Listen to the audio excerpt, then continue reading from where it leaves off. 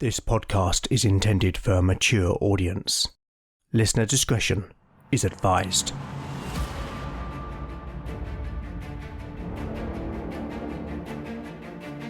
Welcome back to Legend of the Bones. Following in the footsteps of giants, Legend of the Bones is a chimera, a mix of old-school tabletop RPG and dark fantasy storytelling.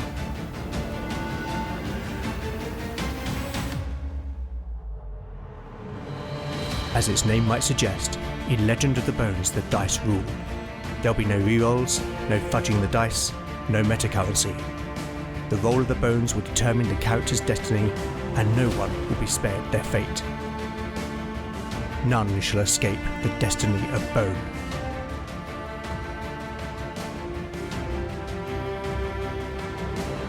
Last time on Legend of the Bones.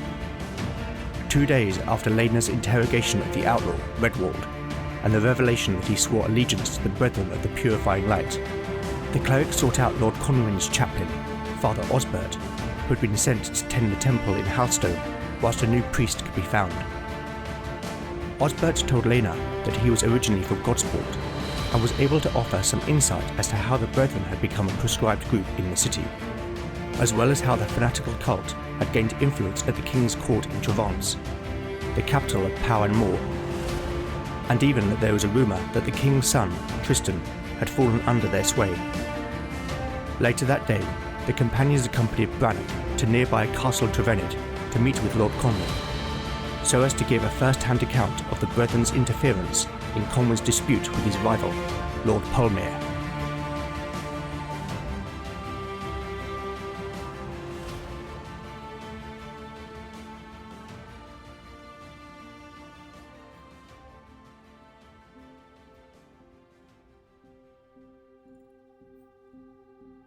Chapter 20, Part 1, Day 25, Evening.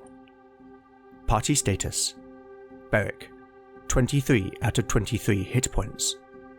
Lena, 16 out of 16 hit points. Kia, 10 out of 10 hit points. Valen, 11 out of 11 hit points. Spells available: Valen has memorized Push, Shield, and Soothe. Lena can pray for 2 first-level miracles. The hall was silent, save the crackle of the fire in the great hearth, as Lord Conwyn stood considering the account relayed by the companions. After Brannock had introduced the party and sought his lord's permission, he had invited Beric and the others to recount their tale, which they did, from the shipwreck to the events at Four Rivers and the interrogation of Redwald.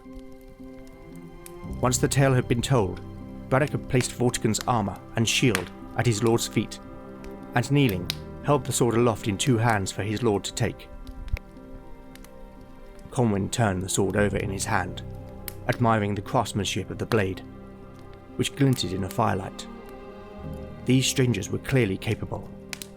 They seemed unlikely bedfellows, but their actions may well have frustrated those who would act against him. Perhaps they could be of further use. Exquisite, he said softly.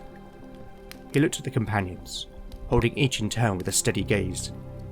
You have our thanks. You have done us a service, and it shall not be forgotten, nor unrewarded. Conwyn moved to Brannock and gently guided him to rise. He placed a hand on the Reeve's shoulder. And you have done well to put faith in these folk. Consider that we are reconciled, my old friend. Thank you, my lord.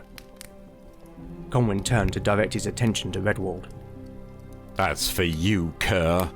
There is more that I would know. I'll tell you nothing, Redwald sneered. We'll see about that. I can be most persuasive, but that can wait for the morrow. He nodded his head at the soldiers. Take him to the dungeon. Brannock's men dragged the protesting Redwald from the hall. Once they were gone, Conwyn turned to a well-dressed man of around 30 years, who was standing to the side of the Lord's throne. Have rooms prepared for our guests, and tell the cook to prepare enough for the feast. The man bowed his head, and Conwyn turned back to the companions.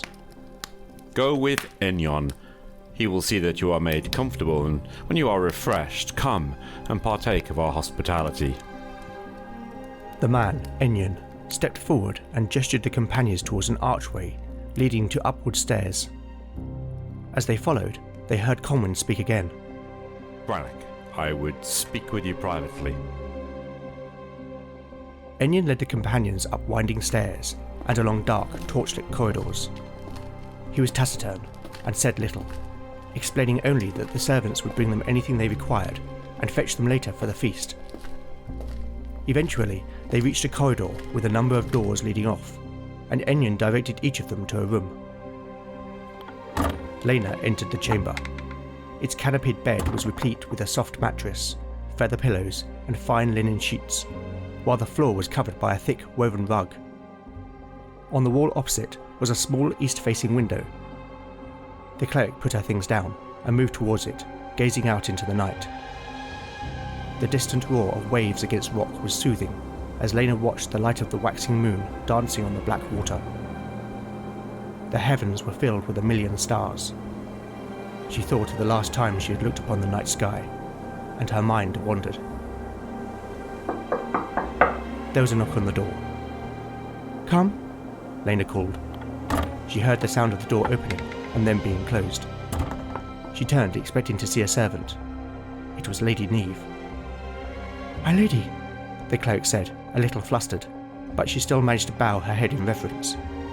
"Please forgive the intrusion." To Lena's surprise, Neve did not sound like she was of noble birth. "Not at all, my lady." "Please call me Neve." She smiled, and Lena, a little awkwardly, did likewise. "If I may, sister, I would talk with you."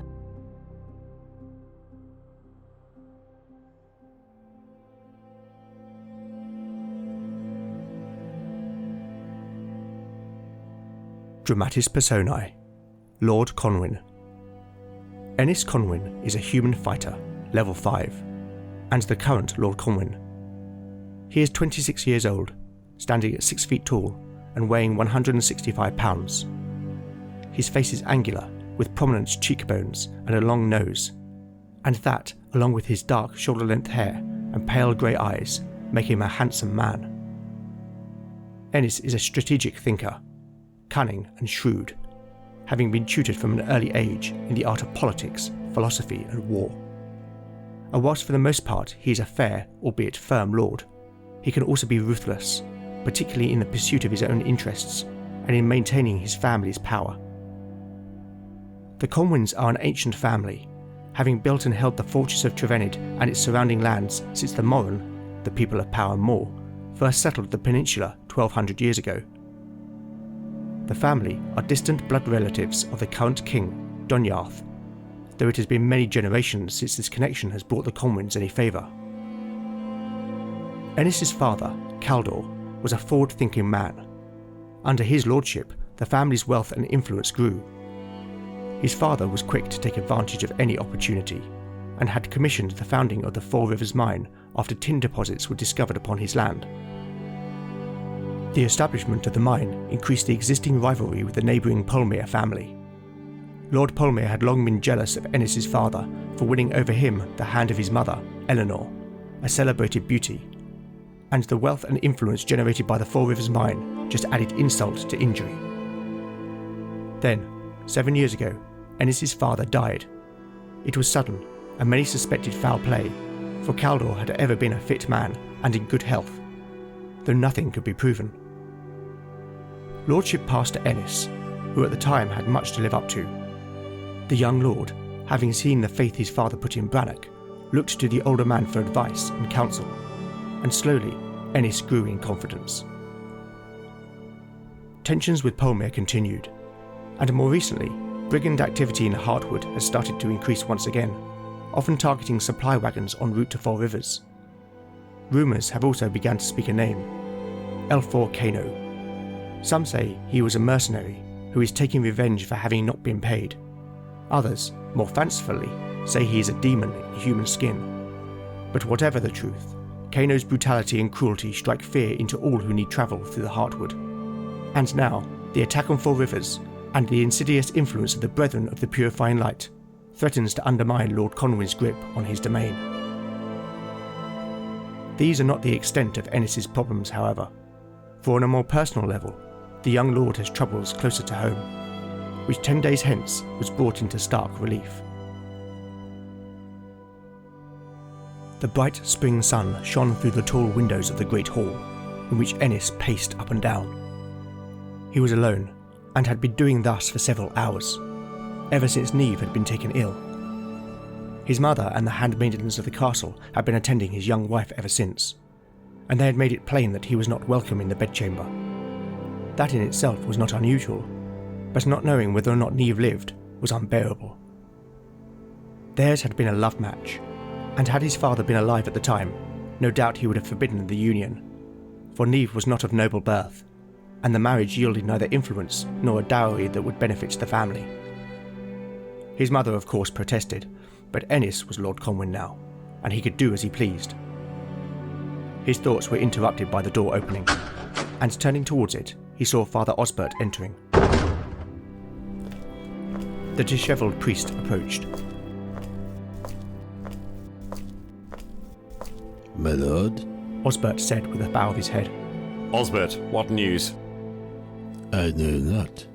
I have been in the chapel praying for Lady Neve. A boy came and bid me to come. At that moment, the Dowger, Lady Eleanor, appeared from the arched stairwell. Despite being in her mid-40s, she was still a beautiful woman. Her hair was dark, save for a white streak at the front, and whilst tired and haggard, she maintained her natural poise and grace. Mother, does she live? Ennis demanded. Peace, my son. She lives. What ails her? Eleanor moved closer to her son and took his hands in her own. She was with child, she said softly. Was? Eleanor simply shook her head. Gods be damned, Ennis exclaimed, dropping his mother's hands. His voice was full of frustration and anger. My lord, please. Osbert appealed. Forgive me, father, Lord Conwyn said, regaining his composure, though his anger turned to despair. 5 times. 5 times Lady Neve has lost a child. Will this curse mean I shall never have an heir?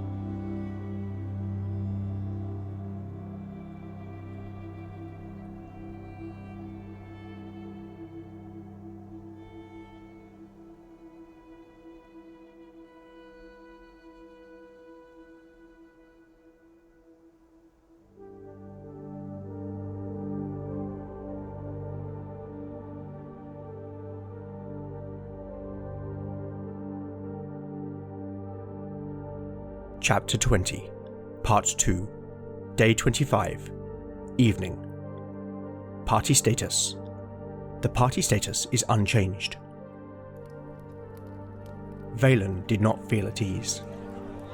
Whilst the maid had lived in a fortress as an apprentice back in his homeland of Clanrias, he had never felt comfortable in the presence of groups larger than a handful of folk. In truth, he much preferred books to people. They were filled with knowledge, and could be relied upon for their considered wisdom. People, or rather the behaviour of people on the other hand, often bewildered him. The great hall of Castle Trevenid had been transformed for a banquet. 3 long tables had been arranged to form an open-ended square, and servants brought platters of roast goose, boar and venison, as well as dishes of cod and mackerel. There were bowls of peas, beans and cabbage, accompanied by loaves of freshly baked bread. Lord Conwyn sat at the centre of the head table, with Brannock on his right, though the chair reserved for Lady Neve and the one next to it were empty. Valen was seated on one of the side tables, next to Beric, who had Kay on his other flank, and along with the rest of the assembled guests, faced inwards on the square. "I've never seen so much food," Keir said, as a servant filled his goblet with mead. "Aye, we won't go hungry tonight," Beric agreed. Where is Lena? Valen interrupted, speaking rhetorically. Beric looked around, having not noticed before the cleric's absence. Who knows, but fear not. The big man gently slapped the mage on the back. No ill can come of her here, he said a little dismissively. Valen was not listening though. His attention had been drawn to a man sitting across the room who was staring back at him. His age was indeterminate. He looked young, yet there was a wisdom in his deep-set brown eyes. His chestnut-coloured hair was long and wavy, and was plaited in several places. He wore simple, yet well-made clothes, but most curiously was that he bore a runic tattoo upon his forehead. Valen's eyes grew round as he sensed a deep green aura surrounding the man, and he instantly knew what he was. The man gave the mage a barely perceivable nod of his head. But before Valen could do likewise, all attention turned as two women entered the room. The first was Lady Neve. She looked radiant in a gown of blue velvet trimmed with silver. The assembled guests stood, and Lady Neve bowed to her husband before moving to take her seat. The second woman, who followed just behind, was dressed in a simple, well-fitting shift of white cotton, held at the hips with a belt of bronze links. She was full-figured, and her long auburn hair hung loose in tresses about her shoulders. Her face was pale and serene. It took a moment for Valen to recognise her. "Lena," the mage said under his breath. The cleric moved to the chair next to Lady Neve. Let us eat. Lord Conwyn announced, and the assembled guests retook their seats.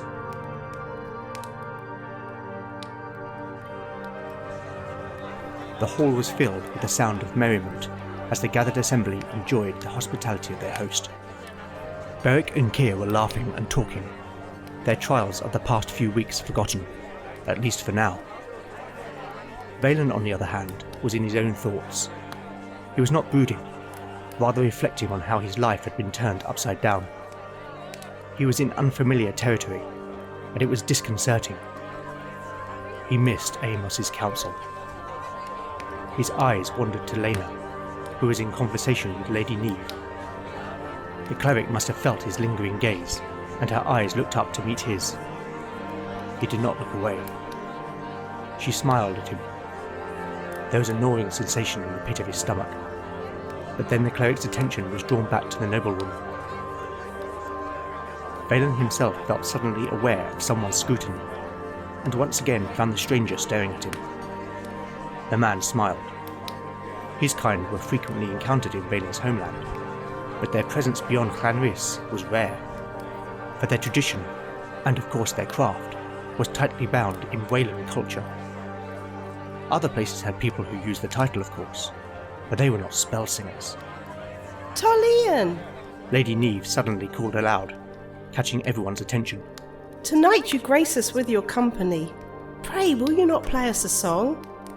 The man, Talian, stood and bowed. As you wish, my lady. A stool was brought and placed in the centre of the space between the tables, and presently Talian came and was seated. He had with him a small harp, which he rested upon his lap. All turned their attention towards the bard. His eyes were closed, as if in meditation, and then his long fingers began to pluck at the strings.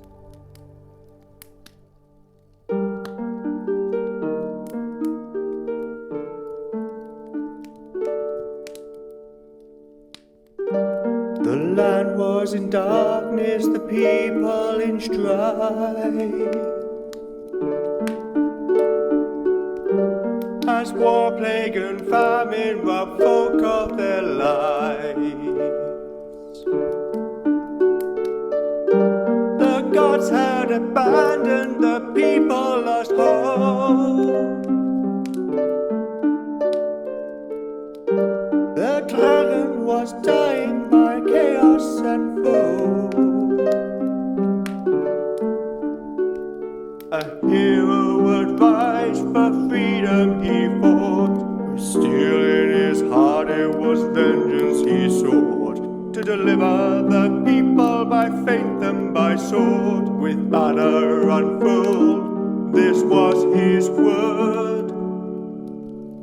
Though the tyrant had power, his soul was the cost. Enslaved were the people, their freedom was lost. Before the crown of the 5 warlords crumbled to dust, yet Vortigern's bane, Yvain, would be his last. A hero would rise, for freedom he fought. Still in his heart it was vengeance he sought, to deliver the people by faith and by sword, with banner unfurled, this was his word.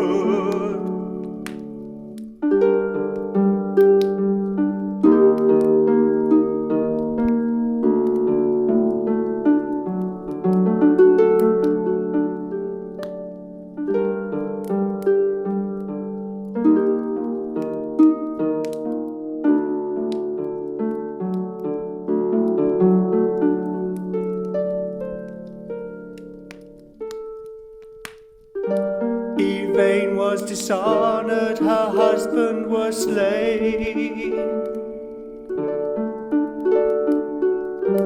Their faithful son Derwan vowed vengeance and pain. On the field of Caroline, a great battle would come, and with the tyrant thrown down, the curse on the land was undone.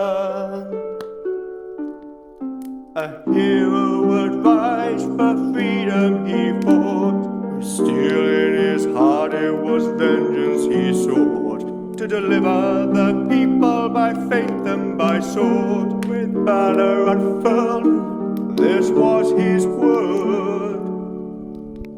Derry down, down, Derry down, down, Derry down, down, Derry down, down, Derry down, down, Derry down, down, Derry down, down, Derry down, down.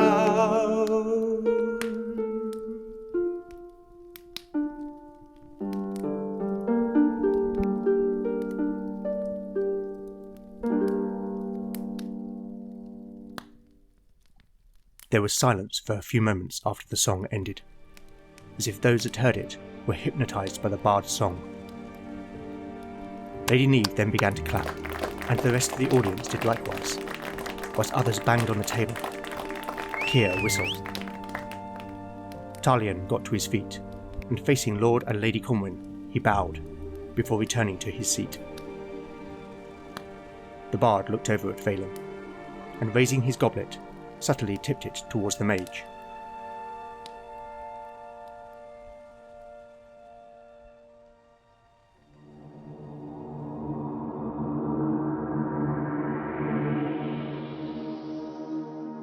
Well, there are a lot of actors at play on this stage. On the surface, all may seem well at Castle Trevenid, but that is certainly not the case. In episode 17, we learnt that the Brethren of the Purifying Light had spies in the fortress. We also know that Redwald had been sent to capture Valen, and it would also seem that Lord Conwyn's bloodline is at risk. So it's time to consult the Oracle to see if any of these facts have any bearing on what might happen next. Firstly, I want to know if the Brethren's spies are still active in the castle. A 6. That's a yes and. Okay, so will they take action to prevent Redwald from revealing anything else? A 5. That is a straight yes. We also know that Redwald was sent to capture Valen. Will the Brethren act again in this regard? A 3. That's a no but. Right, I think I have an idea forming. Will they act against one of the other characters? A 5. That's a straight yes. Now I also want to know if Lady Neve's repeated miscarriages are the result of some malign influence. A 6. That's a yes and. Okay, so is this malign influence the work of the brethren? A 2. That's a straight no. Okay, let's see what all that means.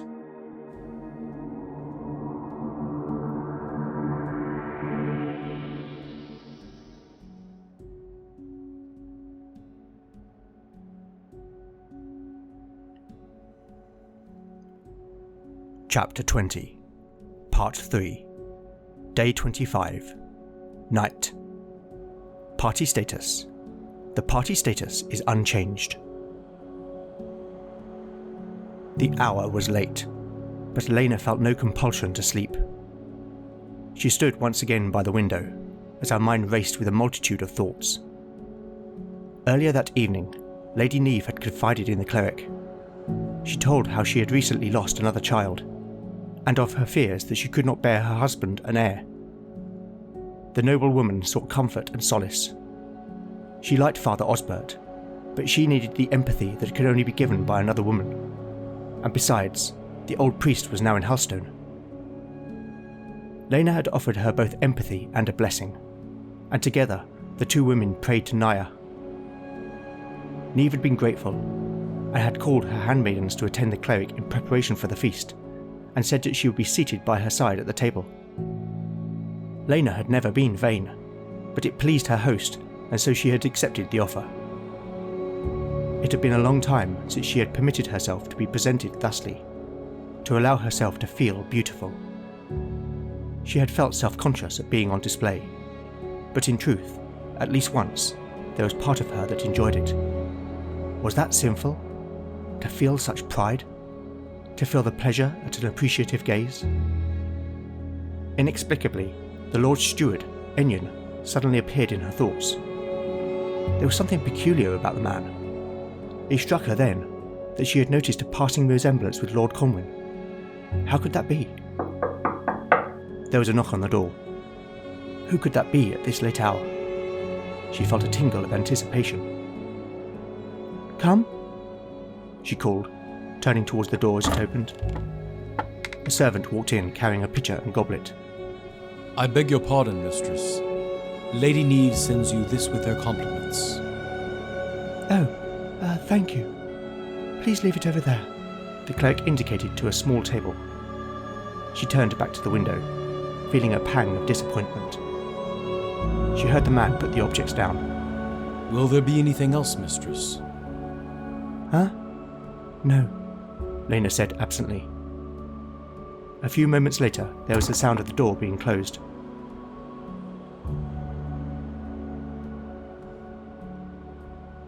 The assassin stood silent as a mouse. Slowly, he reached into his tunic and pulled out a garrote.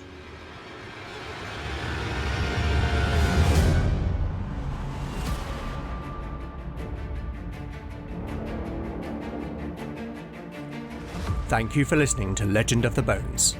I can't believe this episode marks the 1-year anniversary of the show. Thank you to everyone who has listened, commented, and promoted the show in that time. I am truly grateful for your time, attention, and support. Once again, I must thank my fantastic cast of voices, and this episode has a multitude of talent. Returning in the role of Lord Ennis Conwyn is Che Webster from the excellent Roleplay Rescue podcast. And joining Che and making their debut in the role of Lady Neve Conwyn is Deborah Webster. In addition, a newcomer to the show, voicing the Dowager Lady Eleanor, is Izabel Hurst. And also making their return as Father Osbert is Adam Powell from the fantastic Snyder's Return podcast. Finally, making their debut to the show is Jonathan Hardin from the brilliant Sojourners Awake podcast. So much talent in one episode. Thank you all, I appreciate it so much. I'll drop links to all those podcasts in the show notes. More thanks must also be extended to the very talented Jim Hurst, who not only appeared once again as Redwald, but also because he provided a piece of custom music for the show, as well as collaborated with me on Talian's song that featured in this episode. Jim wrote the music, as well as doing all the production, and I think the end result sounds absolutely amazing. You can check out Jim's other music on SoundCloud. I'll drop a link in the show notes. Don't forget, you can also help by liking or retweeting new episode announcements, or recommending the show online or to a friend. If you'd like to get in touch, and I do respond to every message I receive, then you can contact me on Twitter at LegendBones, Instagram at LegendOfTheBones, Mastodon at LegendBones, email at legendofthebones@gmail.com, or go to legendofthebones.blogspot.com for show notes, character profiles, maps, and more. Join me next time to find out what awaits our adventurers as the bones decide their fate. None shall escape the destiny of bone. Welcome, Sojourners. You have found yourself a cozy place at Sojourners Awake.